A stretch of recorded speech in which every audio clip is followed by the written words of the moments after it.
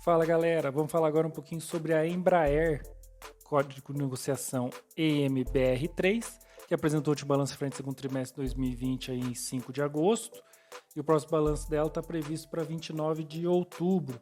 Mas antes, aqueles avisos importantes de sempre aí, se você quer de paraquedas desse vídeo, tem uma playlist aqui no meu canal no YouTube, eu também tenho um perfil no Instagram, o link vai estar na descrição desse vídeo, em que eu explico e dou dicas desde para quem está saindo do zero, né, até para quem já possui um planejamento financeiro em qualquer fase que seja.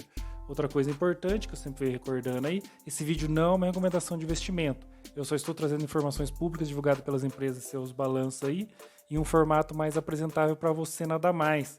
Eu sempre trago os mesmos dados, o mesmo formato, tentar padronizar ao máximo aí dentro da peculiaridade de cada empresa, para que você faça sua análise e tome sua decisão, beleza? Além disso, e não menos importante, esse vídeo não reflete uma torcida para o sucesso da empresa ou suas cotações, beleza? Então, vou fazer o apanhado geral aí da Embraer. Lembrando que eu tinha já um vídeo no canal, agora estou atualizando. A Embraer ela é uma aérea, só que ela é um setor de produção. Ela não é uma companhia aérea. Ela é uma produtora de aeronaves, né? Aí, mesmo, ela seria igual a Airbus, a Boeing, né? Falando das estrangeiras, ela é a nossa nacional nesse sentido. Ela está listada no segmento de listagem de novo mercado, né? O mais alto nível de governança. Ela tem uma participação do governo, apesar dela ter sido privatizada, ter o capital muito pulverizado, são dados positivos. O governo tem algum golden share nela, então algumas decisões estratégicas, mais recentemente ela firmou uma parceria estratégica com a Boeing, né? E o governo teve que dar o aval, tem que dar o aval. Então algumas decisões estratégicas dela, ela depende de uma gerência, né? Ou ingerência, como você preferir, do governo, por causa dessa golden share, mesmo sendo uma empresa privada. Ela tem tag along de 100%, é um indicador bom de governança. Caso o controle dela futuramente seja vendido, você, portador do ticket EMBR3, recebe 100% desse valor. Como eu falei, ela tem um capital bem pulverizado, um free float grande nas ordinárias, 78%, muitos negócios diários. Então, para você que quer ser sócio minoritário aí dela, é bem tranquilo de abrir, manter ou sair, né? Vender sua posição. Nesse aspecto ela é bem tranquila. Avançando para os dados do balanço dela aí, você vê que a receita dela ela vinha crescendo bastante em 2010 e 2016, depois acabou piorando, né? De 2016 para 2018 caiu bastante a receita dela. Também ela é meio complicadinha, né? Porque não é que ela, além de ser intensivo capital, ela produz um bem que é muito intensivo capital. Uma companhia aérea aí, tem as regionais, as menores, podem rodar com 1, 2 aviões. Então, assim, o bem também é intensivo capital. Seria equivalente a uma construtora que vive de venda de prédios, né? Então, ela constrói um grande bem e vende esse grande bem. É diferente de alguém que vende celular, por exemplo, de uma varejista que vende celulares, produtos para casa, né? Que acaba tendo um fluxo de renda mais constante e mais crescente ou decrescente, mas é mais constante. Você tem mais pontos na reta, né? Na curva, qual sentido ela seja, ascendente, descendente ou regular. Aí no caso dela, você tem mais pontos nessa receita, né? Constrói um grande avião, vende esse grande avião. Constrói outro grande avião, vende esse grande avião. Então a receita dela acaba sendo tem, por exemplo, uma variabilidade maior, porque o bem que ela vende também é bem intensivo capital, entendeu? Não é só a firma. Tem, por exemplo, a Vale, a Gerdau, que ela é intensivo capital, mas ela vende um bem comoditizado, que é um bem que você vende por quilo, né? Vamos dizer assim, que é a commodity, não que é por toneladas. Ela não, ela vende um grande avião, então essa receita acaba variando muito ano a ano. Você tem que saber isso quando vai entrar no negócio. Mas mesmo dentro da peculiaridade, a gente vê que já está bem constante esse EBITDA, esse operacional é prejudicado. Lembrando que ela é do setor aéreo, então mesmo não sofrendo tanto quanto as companhias que sofreram muito, ela acaba sofrendo, porque a companhia tinha né, uma margem mais comprimida que a dela. E agora ficou mais comprimida ainda. Todas quase estão no vermelho, o avião não subiu tudo. Só que ela é fornecedor dessas companhias. Então, se você é fornecedor de uma empresa que está indo mal, você pode até não sofrer. Você pode continuar tendo um lucro em cima daquela companhia que está indo mal. Só que em algum momento você acaba sendo influenciado por aquele mercado que está adverso, né? Então, indiretamente e diretamente até agora, com encomendas de aviões que ela tinha, que foram cancelados, ela está sofrendo com isso, mas você vê que já o cenário adverso dela já vem desde 2018, ela está meio negativa no EBIT. O resultado financeiro dela, por outro lado, melhorou. Eu dei uma consultada, até avançando aqui.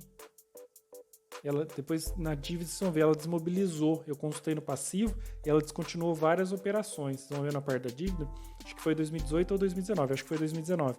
Ela se desmobilizou, ela descontinuou várias operações. Eu não consultei no ativo, porque no ativo eu olho mais para o caixa, mas deve ter reduzido o ativo e o passivo na mesma proporção. Isso causou uma redução drástica na dívida dela, que vocês vão ver também, já está retomando. Então isso talvez explique esse cenário bom em 2019, que foi uma descontinuação de várias operações. Eu confesso que não fui muito a fundo, porque não é o interesse desse tipo de análise, né, mais voltado para o balanço, saber efetivamente o que aconteceu, porque ela tomou isso. É mais um cenário histórico, aí, uma análise mais técnica, voltado só para o balanço. Mas estava na rúbrica, que a própria empresa disse, de passivo por operações descontinuadas, né, que ela vai amortizando. Então ela tirou da dívida, ela teve uma melhora drástica de um ano para o outro na dívida, então você vê que causa esse resultado financeiro. Por outro lado, isso não se reverteu no lucro. Talvez, né, é que nem eu falo, é uma empresa que vive bastante dessas operações, grandes operações de encomendas de aeronaves, né, de produção de aeronaves. Às vezes ela descontinua muito e a operação dela fica prejudicada por causa disso. E vem uma crise, uma pandemia que afeta majoritariamente o transporte de pessoas, né, inclusive principalmente aéreo, né, aéreo sofreu bastante. Então você vê que o lucro dela não tinha crescimento, apesar de alguma melhora, bastante melhor nas receitas, né, que ela teve na primeira parte da década. Isso não se reverteu muito para o lucro, ficou andando ali meio de lado, com um pequeno viés de alta, com algumas quedas no caminho. Né? Você vê que de 2010 para 2017 ela tem um pequeno viés de alta, mas ela apresentou queda de 2010 para 2011 e 2014 para 2015. Então, com alguns percalços no caminho, um pequeno viés de alta. Só que daí em 2018 ela apresentou prejuízo, 2019 mais prejuízo ainda, numa escala maior, e agora no acumulado 12 meses, contando até junho, né, agora, primeiro semestre desse ano, aí o prejuízo aumentou ainda mais de escala, né.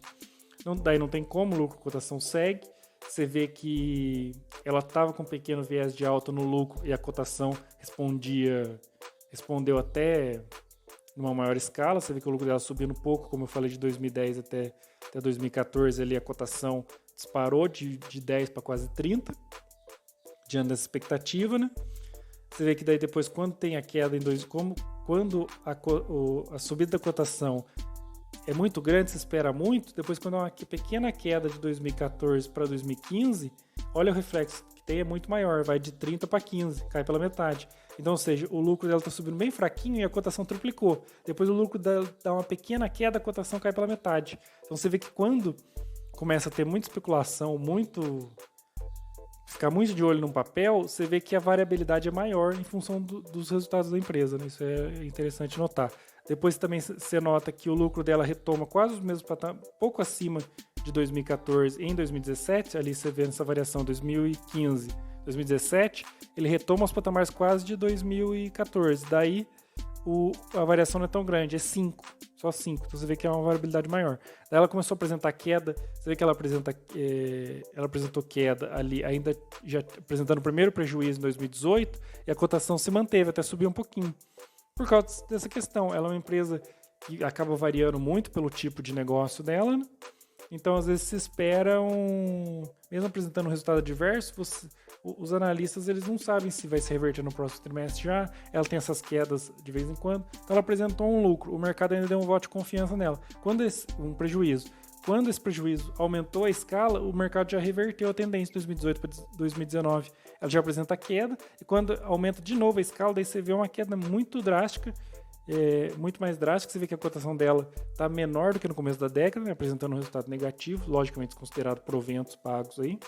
Então, ao longo da década, ela está num patamar menor do que o início, né? Muito em função dos prejuízos que vão se acumulando. Aí já são 2 anos inteiros de prejuízo, 2018 e 2019, está 2 anos e meio de prejuízo aí. Daí a cotação vai sendo penalizada, né? O valor de mercado da empresa sendo penalizado por esses prejuízos acumulados. Aí a margem líquida, como eu sempre falo, quando tem prejuízo, vai ficando prejudicada. Você vê que a escala dela vai aumentando a escala do prejuízo. Nos anos positivos dela, a margem líquida nunca passou de 10, mas até passa de 5 vários anos. O patrimônio líquido dela, de forma diversa, apesar dos prejuízos, ainda vem crescendo. Como eu falei, isso aí ela tem que ter ela, além de ser intensivo capital, ainda produz um bem intensivo capital. Então ela está conseguindo manter um patrimônio aí, isso é até interessante. O ROI dela também fica prejudicado, né? Nos anos que é positivo, você vê que numa escala menor do que a margem líquida, por ela está conseguindo aumentar seu patrimônio, aumentar seu patrimônio próprio. Então você vê que mesmo ela não gerando lucro, o que ela está produzindo está sendo incorporado nos ativos dela. Ela deu uma descontinuada nas operações, né? Preservou algum capital ali também. Então vê que ela tentou preservar a caixa também. Então ela consegue manter esse patrimônio líquido dos acionistas, né? Aí também a questão ali disso que eu falei, ela aumenta muito o patrimônio, ela aumentou muito o patrimônio em virtude de descontinuar as operações de 2019, então ela conseguiu preservar, né? Porque daí você diminui passivo, diminui ativo, aumenta a proporção do patrimônio, aquela regrinha básica ali de que ativo é igual passivo mais patrimônio líquido. Aí você vê que ela aumentou o caixa para fazer frente à crise, né? Muitas empresas, principalmente as que têm uma gestão um pouquinho melhor, e podiam fazer isso, né? Tinham margem para fazer isso, conseguiram fazer isso. Primeira coisa, tentar melhorar a caixa para fazer frente ao cenário adverso. Daí tem a dívida, daí quando a empresa é intensiva capital, como sempre fala, é interessante você dar uma olhadinha na dívida líquida, né? Porque daí para você comparar o caixa com a dívida. Você vê que no começo da década a dívida dela era zero, era mais ou menos o mesmo caixa. Ela começou a aumentar o endividamento para aumentar aquele aumento de receita, não teve retorno a priori, assim, numa análise da década, não teve retorno no lucro, né, que subiu menos do que o endividamento e a receita. Esse endividamento começa a pesar também, né, outras coisas começam a pesar. Como eu apontei em 2019, eu acabei passando batido, ela fez uma grande desmobilização, ele descontinuou várias operações, o que reduziu o passivo e provavelmente reduziu o ativo também, né, dela, descontinuando essas operações, deu uma saneada ali no endividamento, só que você vê que agora, nesses primeiros 6 meses do ano, já retomou patamares maiores do que os anteriores, tanto que esse cenário muito adverso, ela está demitindo o pessoal, acho que semana passada teve notícia de demissão de quase 10%, 20% do efetivo dela, então você vê que o endividamento subiu a patamares ainda maiores, né? Muito cancelamento de entrega de aeronaves, as companhias aéreas estão no vermelho, então elas estão fechando a casinha ali, né? Vai reduzir frota, pelo contrário, em vez de contratar novos, vai reduzir frotas ainda. Tinha aquela companhia da Irlanda, que eu esqueci o nome, que estava com várias coisas de expansão, reduziram várias companhias pelo mundo, maiores até do que as brasileiras, então fica complicado mesmo o cenário aí, né? Ela acaba sendo muito impactada pela pandemia. Complica, uma empresa, eu gosto muito do setor de aviação, acho a Embraer um símbolo nacionais, mas o cenário está bem complicadinho para ela. Ela é uma das que é difícil lutar contra o cenário por mais que seja uma empresa boa. Aí você vê que o DB dela, que estava ali sempre menos de 1, agora na década, desses 12 meses, está começando a passar de 1 ali, chegando a 1.4, você vê que tem uma boa desmobilização em 2019 mesmo. Aí o DB EBITDA muito prejudicado pelos prejuízos, né, pelo operacional negativo desde 2018, aí complica, mas você vê que antes já tinha um movimento de endividamento ali muito maior do que o aumento operacional. Como eu falo, aí ela é uma das empresas muito afetadas. O setor aéreo é o mais afetado, né? Um dos mais, se não o maior, um dos mais afetados. E fica complicado todas as empresas que trabalham direto ou indiretamente para esse setor não ser atingido em maior ou menor escala, né? Ela é uma das que está sendo muito, muito atingidas aí, né? Bom, se você chegou até aqui e gostou, né? Marque aqui aquele seu amigo ou familiar que você deseja que se torne investidor, comenta deixando sua opinião ou dúvida, né? Qual empresa que você gostaria de ver por aqui, curta, compartilha, ajude a difundir educação financeira e, por favor, aí, galera, sempre pedindo, não se esquece de se inscrever no meu canal no YouTube, seguir meu perfil no Instagram e acompanhar as próximas análises.